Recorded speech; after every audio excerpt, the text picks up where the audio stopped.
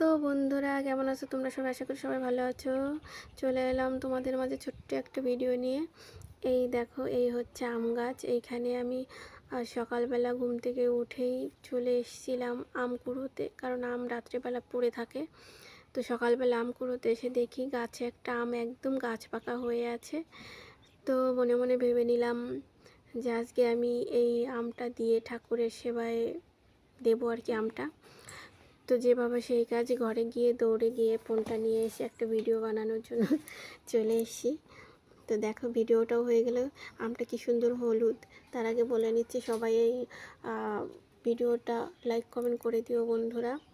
তো আমার ছেলে বলল যে মা, আজকে আমি পুজো দেবো। আমি ঠিক আছে বাবা, তাহলে দাও।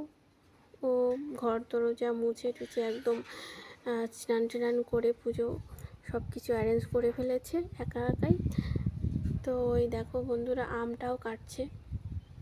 তো এই দেখো, আমার বাবুর পুজো দেওয়া কিন্তু কমপ্লিট হয়ে গেছে। তো এই দেখো আমার ঘরের ঠাকুর। এই ছোট্ট করে ওই দেখা যাচ্ছে হচ্ছে আমার গোপাল, পেছনে আছে শান্তিহরি, আর মাঝখানে আছে হচ্ছে মা লক্ষ্মী, আর এই সাইডে হচ্ছে আমার বাবা ভোলানাথ। তো ভিডিওটা এই পর্যন্তই। সবাই লাইক কমেন্ট করে দিও। Tata, bye bye.